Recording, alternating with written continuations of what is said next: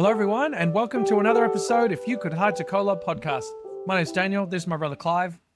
Hello, everybody, and welcome. We are continuing the Moses story. It's a fantastic story. There's so much going on here.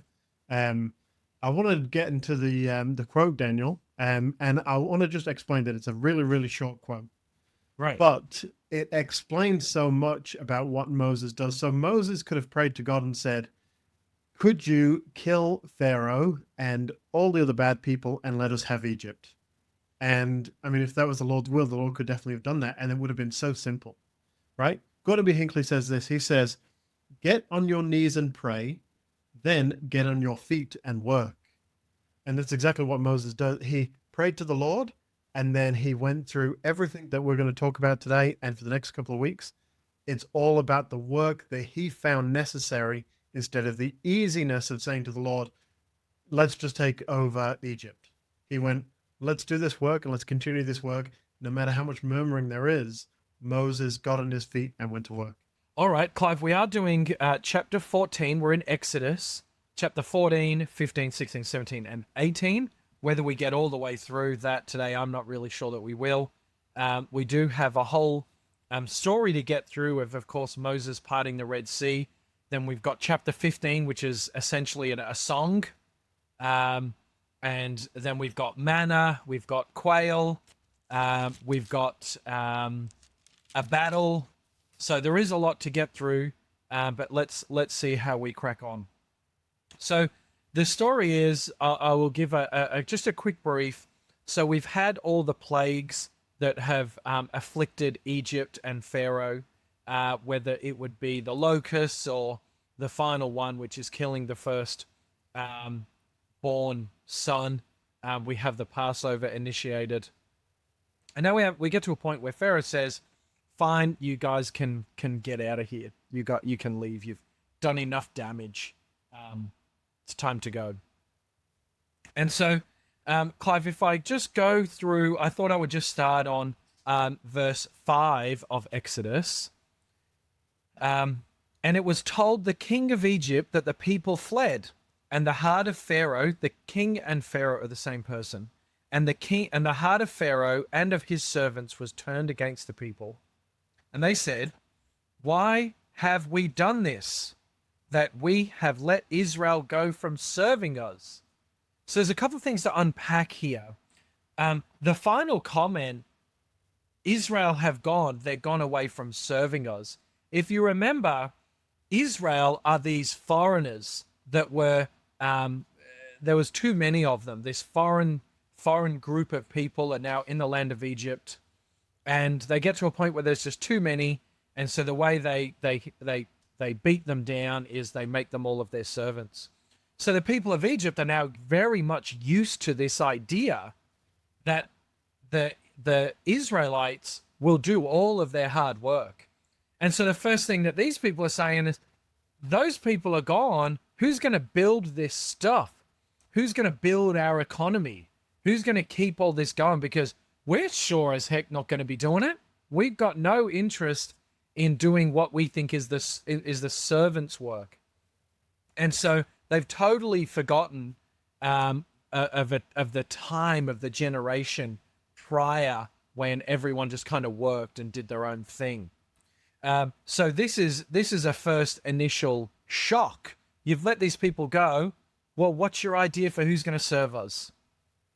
And so Pharaoh then it appears, Clive, I don't know if you think the same thing, but it appears he's in instant regret. He's got buyer's remorse immediately. He's going to kind of let them go. This is a terrible idea. I now, not only do I want to extract revenge, I want to punish them for what they've done, and also I want these slaves back. And so then we read about that Pharaoh, his chariot becomes ready, and I like, Clive, in 7 where it says, and he took 600 chosen chariots and all the chariots of Egypt and captains over every one of them. So it's almost like he's gone, my private army has 600 weapon-ready chariots. And then of every other chariot in Egypt, it might not be an army weapon ready chariot, but go get it. Essentially, it like in times of war, well, you're all selected, you're all enlisted in the army. So go get your chariot. It's going to be led by these generals. It's going to show Pharaoh's going to lead from the front, but everyone's going to come behind, and we're going to have as many people as we possibly can.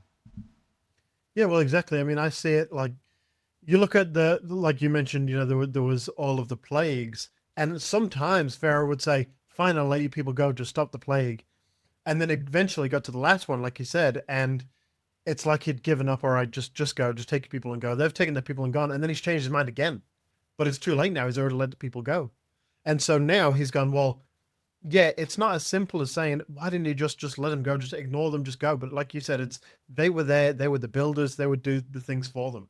And so now they've gone out. He's changed his mind again, but it's too late. And Josephus says, yes, there was 600 chariots, but there was 50,000 men on horses, and there was 200,000 other men on foot. So there was hundreds of thousands of people that went out to chase the Israelites. And as we mentioned last week, those, I think it was Cleon Skousen suggested there was over 4 or 5 million of them, of the Israelites out there. So there's a big exodus of all these people, but then there's a huge army following behind them as well.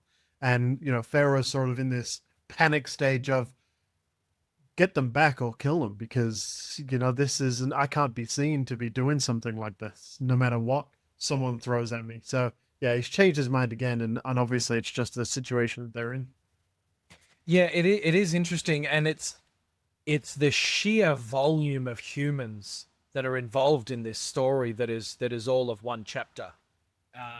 Of course, the Israelites who then go and live in the desert essentially for 40 years, they become their own population. But this is hundreds of thousands. It's an enormous number of humans that are part of the story on both sides. And so Clive in 9, but the Egyptians pursued after them all the horses and chariots of Pharaoh and his horsemen and his army, and overtook them encamping by the sea.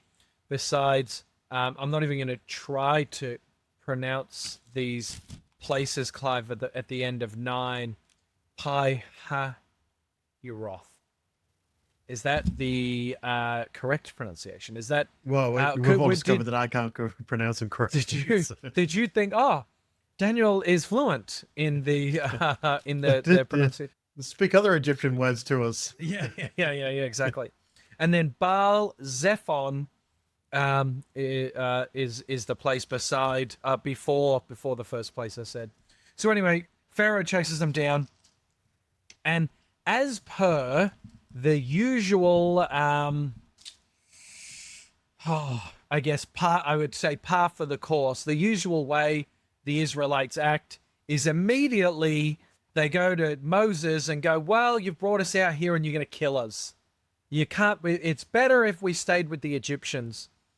And we see that these people complain the same way, time and time and time and time again. In this case, in 12. Is not this the word that we did tell thee in Egypt, saying, let us alone, that we may serve the Egyptians? For it had been better for us to serve the Egyptians than that we should die in the wilderness. So these people, which becomes very normal for them, will complain to Moses, even though they have seen the plagues, they have seen the miracles occur in Egypt. Yeah, look, I mean, I don't want to defend what they did, but I will play a bit of devil's advocate here. I think if let's say that there was about 4 million people, you're going to get complainers no matter what. I don't think all 4 million of them raised their voice at the exact same time, all in unison, and said, Moses, what have you done?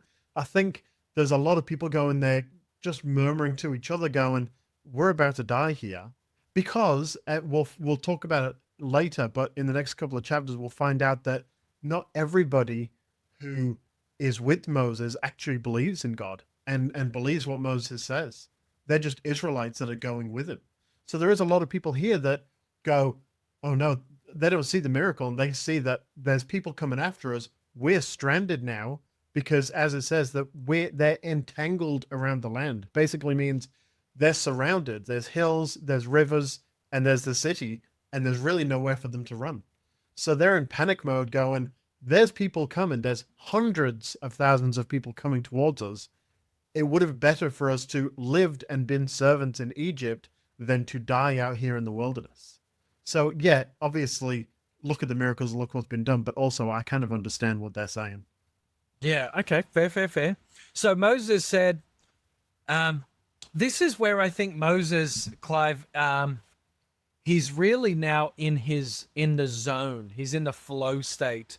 Because he says, Moses said unto the people, fear ye not, stand still and see the salvation of the Lord, which he will show to you today. For the Egyptians whom ye have seen today, ye shall see them again no more forever. The Lord shall fight for you, and ye shall hold your peace. This is a far cry from the initial Moses, who the Lord almost has to convince him that, no, dude, you're a chosen one. You were chosen in the beginning to take on this mantle, to take on this role of prophet. It's now a far cry from that situation. And so the Lord says, in 15, the Lord said unto Moses, wherefore criest thou unto me? This is the Lord almost going back to him. Speak unto the children of Israel that they go forward. So the Lord's almost saying, you're in the zone. Well, this is how I feel about it, Clive. You're in the zone here, Moses. You don't need to come to me anymore. You need to go to the people, and then you need to act. And the way you will act is you will put your rod up, and you can part the seas. You know that this can happen. You don't need to come to me. And so we have another 3 verses of the Lord having this conversation with Moses. But lift up thy rod, and stretch out thine hand over the sea and divide it, and the children of Israel will go through on dry ground. And then more importantly in 18, and the Egyptians shall know that I am the Lord, and I have gotten me honor upon Pharaoh, upon his chariots, and upon his horsemen.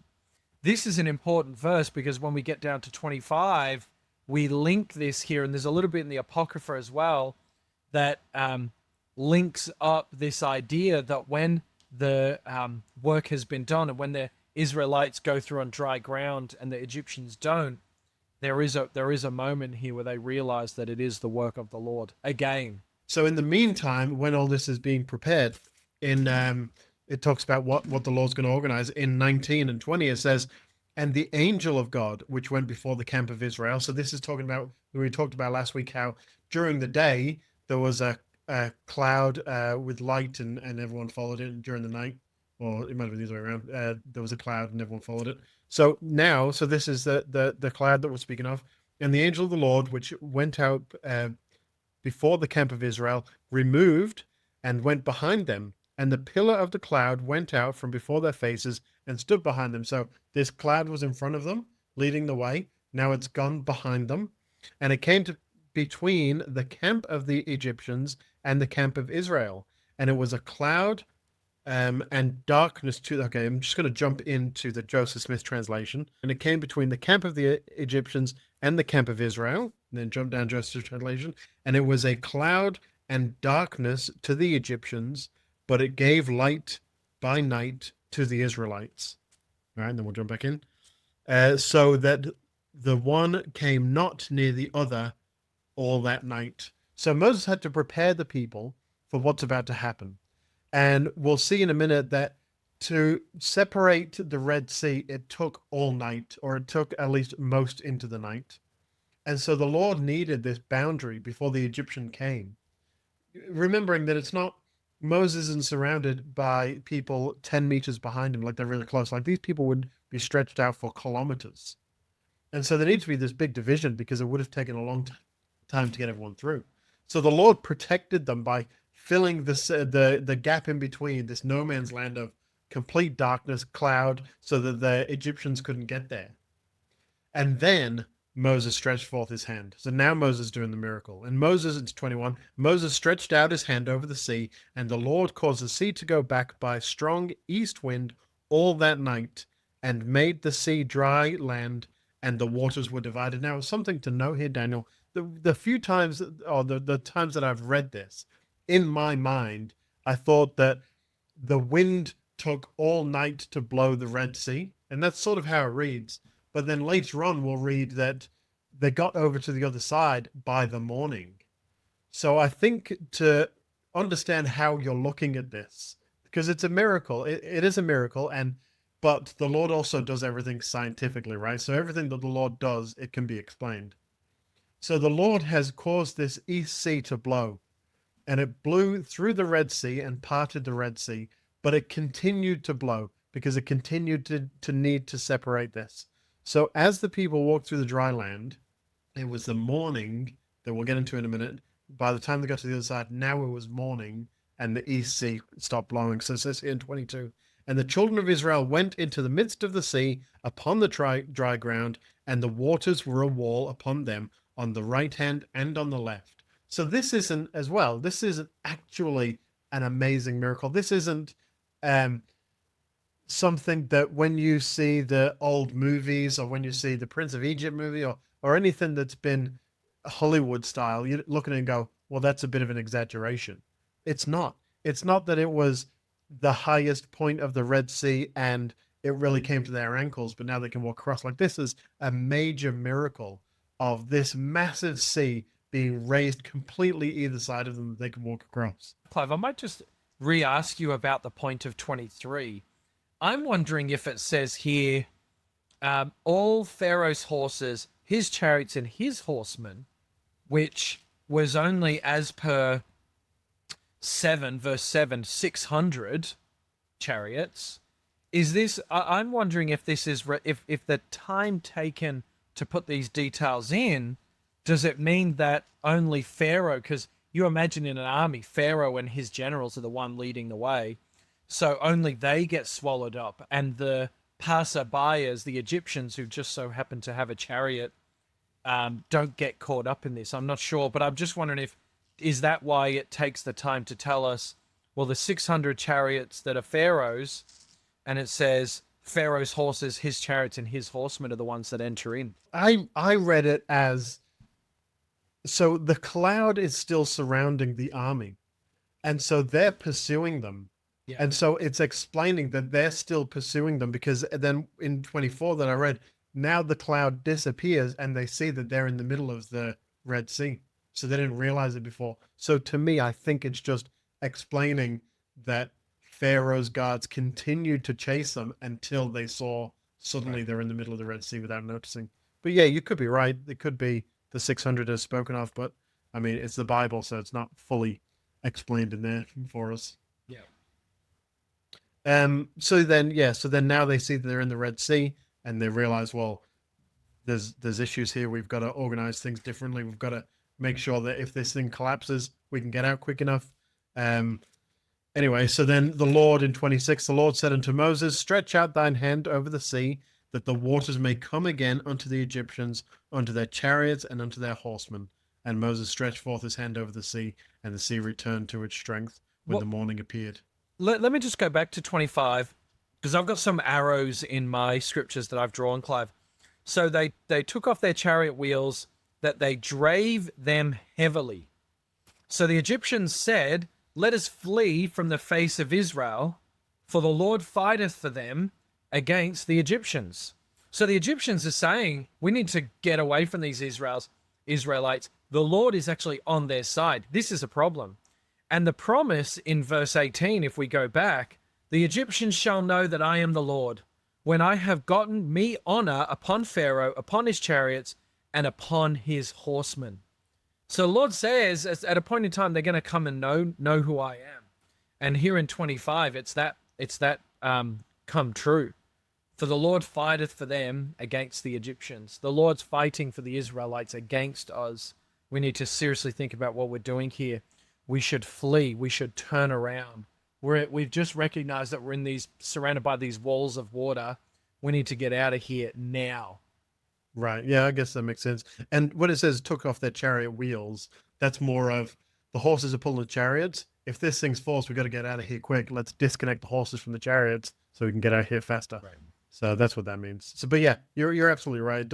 It is that they should be linked. Yeah, it's really the Lord prophesying what He's going to do, and then it actually happening. Yeah, like I said, the Lord told Moses, stretch forth his hands. The waters came crashing back down. The Egyptians were drowned up in the sea, and the waters returned. And it says in 29, children of Israel walked upon dry ground in the midst of the sea, and the waters were a wall to their right hand and to their left. So he's explaining here that yes, they've drowned, but they weren't in the first place. And thus the Lord saved Israel that day out of the hand of the Egyptians. And Israel saw the Egyptians dead upon the seashore. And the Lord saw the work which the Lord did. Sorry, and Israel saw the great work which the Lord did upon the Egyptians. And the people feared the Lord and believed the Lord and his servant Moses. So this murmuring that you were talking about, that I was sort of against, people are looking at that going, well, that's a massive miracle. That has actually happened for us. We have seen that the walls of water were there when we walked through, and then we've seen Moses raise his hand again, and they came crashing down. This isn't a coincidence. This is Moses is actually someone of God, and this is the turning point for a little bit, anyway, for the Israelites. Got a quick one from the Apocrypha, not condoning that this is true, but just a great story. And when the sons of Israel had entered the sea, the Egyptians came after them, and the waters of the sea resumed on them, and they all sank in the water, and not one man was left except Pharaoh, who gave thanks to the Lord and believed in him. Therefore the Lord did not cause him to perish at that time with the Egyptians. And the Lord ordered a messenger to take him from among the Egyptians, who cast him on the land of Nineveh, and he reigned over it for a long time. Random story from the Apocrypha that I found. Book of Jasher 81, verse 40. Those of you reading along the Apocrypha at home. Those quickly get your Apocrypha out. Daniel's quoting it again. What a muppet. All right, so Clive, we're up to 15. 15 is a song. I'm going to admit that I highlighted none of it. The only part that I circled was verse 20, when we get Miriam, the prophetess, who's the sister of Aaron, so part of the family. I've noted her as a special note, but that's really all I've got for the chapter 15. There is an interesting miracle in chapter 15. I will mention, though, Aaron was Moses' brother, so wouldn't Miriam be Moses' sister? Yeah, one would assume. So anyway, but what the miracle I've got in here is the miracle of the bitter water. So in verse 23, when they came to Mar, they could not drink of the waters of Mara. Mara. I mean, also not fluent, but I say Mara. I mean, you could say Marah. Marah. All right, whatever this place may be. For they were bitter, therefore the name of it was Marah, or Mar, or Mara. Whatever it is means bitter water. And so the people murmured, and they said, we finally found this fresh water and it's bitter. So Moses then cried unto the Lord, and the Lord showed him a tree. A couple of places say tree, a couple of places say wood. There is no specifics. I actually tried to dive as much as I could of all religions to see what physical tree or plant or root or whatever it is that could be put into water to make it not bitter anymore. And there wasn't any. Good. I know there is things that you can do to make it not bitter. There is possibilities, but a great river that big to throw something in there, this is just a general miracle. A lot of people say this is the same wood that Christ was crucified on. A lot of people say that it was the same fruit from the tree of life, but none of that can be What did you say? accurate. I'm just going to believe whatever you say. I think there was something, some kind of a tree that maybe we don't have, or maybe we haven't discovered yet, that can turn bitter water into clean. Could it just be a miracle? It could be a miracle, but like I said, I mean, God does everything. Well, look, we call it science. It's also called a miracle, but God does everything in a way that we can explain. Well, I mean, majority of the time, there's a lot of ifs and buts as well. So don't quote on that. Don't go into Sunday school and go, we can explain everything God does. So anyway, so the people murmured, but he threw it in, and then it became drinkable. So this is for I, the Lord, that healeth thee. So the Lord now speaking, saying, I can heal. I am this thing that can be done. So don't murmur anymore. Essentially. Yeah, and they cried unto the Lord, and the Lord showed them a tree. So anyway, just so after the song is about how great the Lord is that this miracle has been done, and then they go and murmur again about this water. The Lord provides it, it's clean, it's drinkable. And then we get on to chapter 16 about them starting to murmur again. Again, look, I think in my mind, there's a million people, millions of people here. You're going to get some complainers. It could be the best day ever, and there's going to be somebody like, oh, 30 degrees too hot, or 30 degrees too cold. I'm used to a hotter climate. You know, there's always going to be some kind of like murmuring. my kids. You know, you guys never take us on holiday. What about that time we went to France? Yeah, but what have you done lately? Yeah, exactly. Yeah, yeah. I don't. You know what did you do today? That was a long time ago. That doesn't Yeah. count. Yeah, yeah. Can I have some chocolate? It was Easter last week, like 2 weeks ago, whatever. Yeah, but it's gone now. Yeah. But what about now? Yeah, right this very minute. Yeah, Yeah. yeah, exactly. But again, this murmuring in chapter 16, I think this is fair. This is fair. We have crossed the wilderness now. Do you have something that we can eat? So this is the murmuring that they're coming to now. We are hungry. There's a lot of us here. Is there something we can eat? So this is chapter 16, verse 4. Then said the Lord unto Moses, behold, I will rain bread from heaven for you, and the people shall go out and gather a certain rate every day, that I may prove them whether they will walk in my law or not. So this is what I was talking about before. The Lord will provide this manna for everybody, whether they believe in Moses and in the Lord or not. Isn't that interesting? Where it says here, I may prove them whether they walk in my law or not. So the Lord isn't saying, oh, like if you go out and we're camping with a whole bunch of random strangers, and the Lord says, if you are LDS, I will give you manna. Yeah. Well, that's not fair. Right. So the Lord's going, well, whoever you are, I will provide this manna for you. And so, but there's certain things. So the Lord provides food, and he says, take what you need. So there's some that take more, some that take less. People take what they need. Now, there's a few things with manna about what it is and about how it works. So manna is available for them in the morning, and they go and gather it. The Lord says, take what you need, but you can't save any for the next day. And some people try to save them for the next day, and they got worms and they start to smell. The Lord says, you can't save any for the next day. I'm going to provide you this miracle every single day, except on the day before the Sabbath, go and collect double what you need, because on the Sabbath, we're not going out and we're not doing this work. Yeah. We've got a day of rest. Exactly, which shows me that the manna isn't appearing in front of their tents when they wake up. The manna is appearing all over the land, that they have to go and gather it. That's what is shown to me. So then the question is, well, what is manna? And is it something that we have now? Well, there's a few things, right? So if you work out, which I didn't, I got the AI to work it out for me. Right. FakeStoriesAI.net.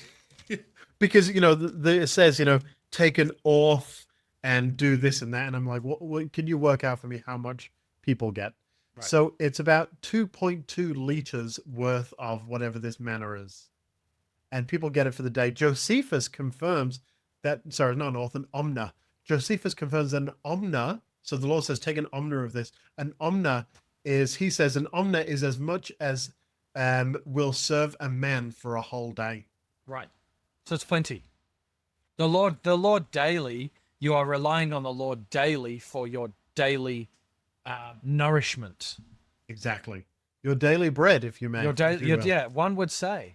So in reality, the story here is that there's a daily reliance on the Lord, and then there is some forethinking when it comes to the Shabbos, to the Sabbath, that we must prepare the day before for the Sabbath. I believe there's a child's hymn about that, which Clive will now sing. I was a little impressed with the Shabbos thing that you said. The Shabbos, yes, yeah. Okay, so what did it taste like? Well, in 31, it says that Israel called the name thereof manna, and it was like coriander seed, white, and the taste of it was like wafers made with honey. So it wasn't a terrible taste. Wafers made with honey, delicious. The only thing I would just say, Clive, is back on 27 and 28, I found very interesting. And it came to pass that there went out some of the people on the seventh day. So this is on the Shabbos for together, and they found none. And the Lord said unto Moses, how long refuse ye to keep my commandments and my laws? See, for the Lord hath given you the Sabbath, therefore he giveth you on the sixth day the bread of 2 days. Abide ye every man in his place, let no man go out on the seventh. For this is the day of rest.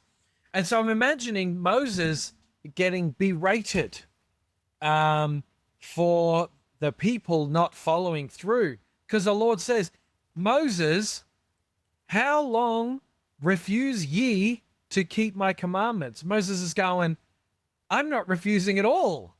It's these people that are exercising their agency.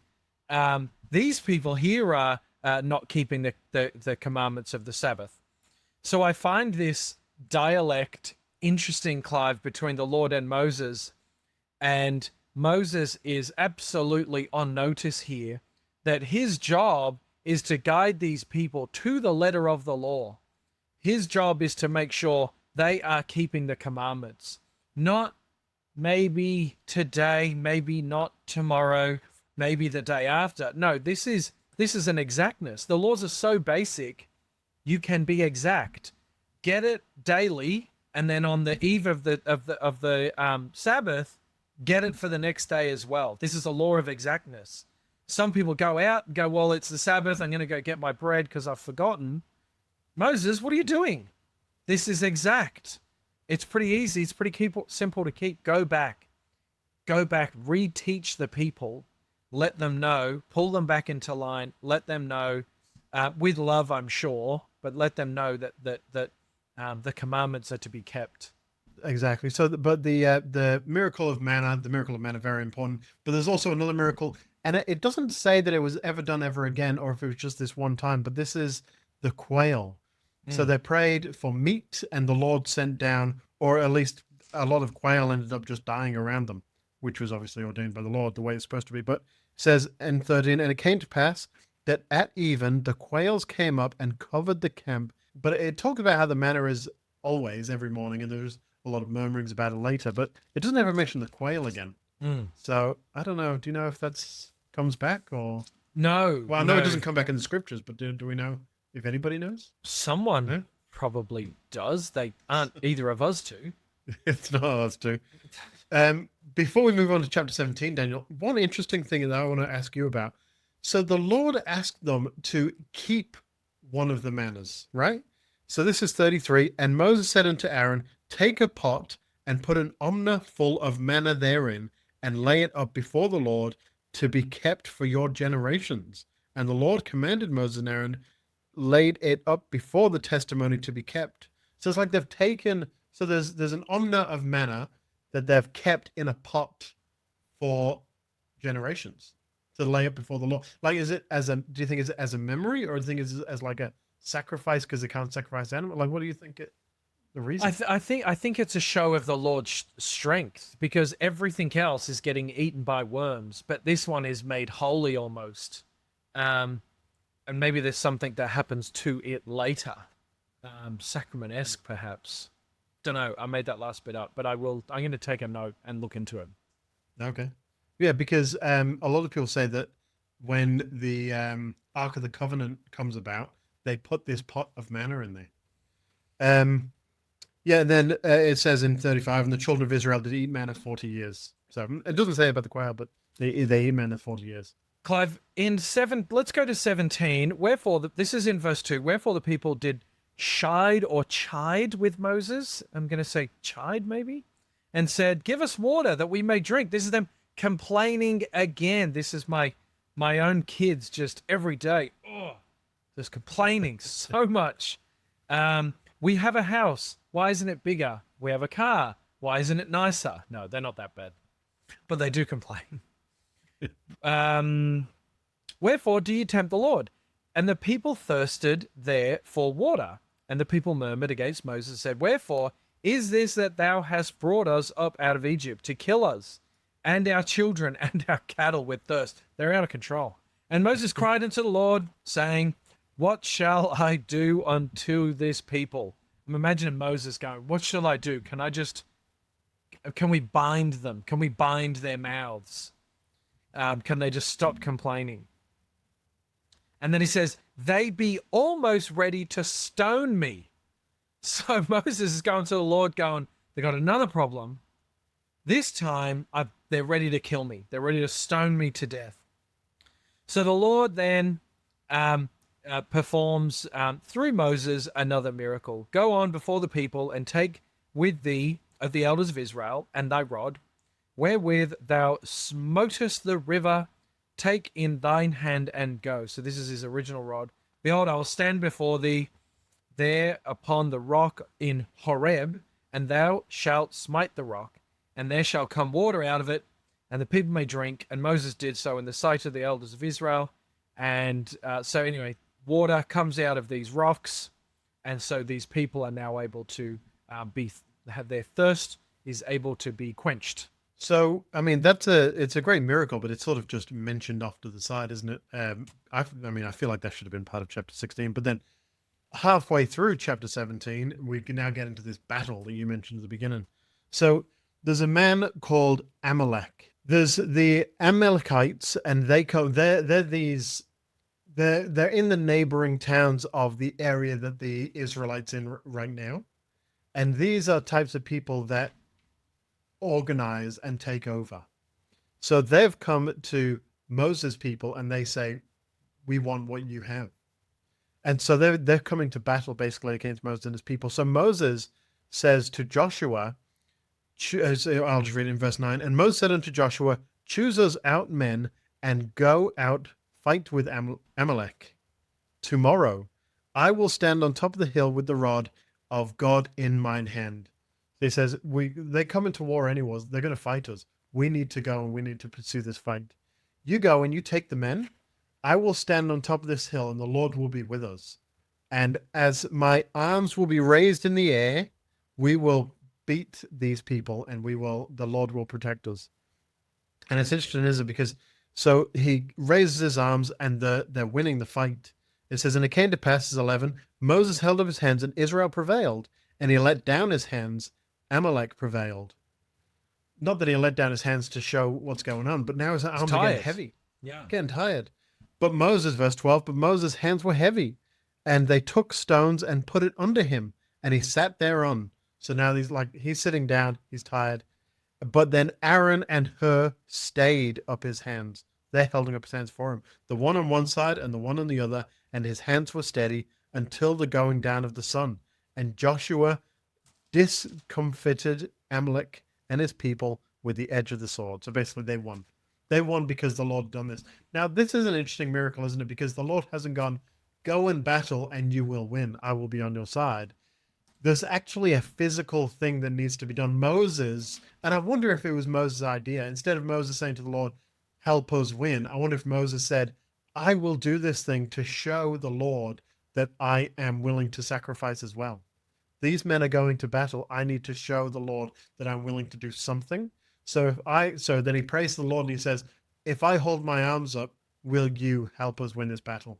What do you think? That's just my theory. It just seems like Moses decided he's going to do something.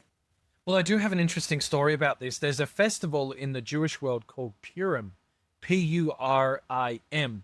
So in the festival of Purim, the Jewish people, this happens every year, they celebrate the idea that they've defeated a foe.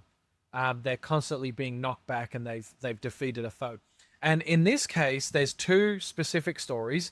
There's one from the book of Esther, but this from the book of Exodus, they actually read every single year. And if we go to verse 16, for he said, because the Lord hath sworn that the Lord will have war with Amalek from generation to generation. So from a Jewish perspective, Clive, the Jews are saying, well, there is an Amalek all the time.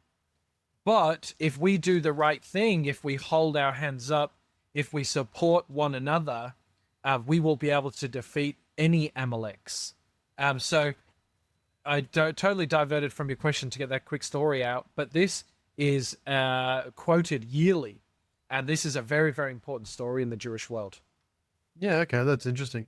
Well, Moses built an altar to the Lord, and he calls it Jehovah Nissi, which basically means the Lord is my banner. So he's now showing the people that this wasn't because of them, this was because of the Lord. I'll quickly talk about chapter 18 here, Daniel. Basically, Moses is the prophet, and everybody is coming to him with their problems. And there's millions of people, remember. So there's always some kind of issue. People are always coming to him. He's not really equipped to do that, or he shouldn't be doing that. So Jethro, his father-in-law, comes to him and he says, you need to organize a government. This isn't for you to hear all of the little things that people have issues with. You need to organize it in a way where you have your people below you, they have people below them, and they have people below them. It's basically set up like a stake or any sort of governing body of any company that you might work for. You got the CEO and everyone else piled underneath in like this tree. Jethro's saying you need to do it like this because there's things that people don't need to come to you with. You need to speak to the Lord directly, and you've got important things you need to do. So basically, because of Jethro, Moses does organize this, and he organizes it through his Aaron and through Jethro, and everyone sort of has their place. And so now they can go out into the wilderness, and everybody, if they've got issues, then there's always someone there that they can speak to without holding up the Lord's work. And that's basically what Exodus 18 is about. Okay, well, thanks everyone for tuning in to another episode If You Could Hide to Kolob podcast. Catch us on Facebook and Instagram. Catch us on YouTube. Subscribe to us there. And we love keeping up this year with Come Follow Me as we continue the story in Exodus. And we'll see you next week.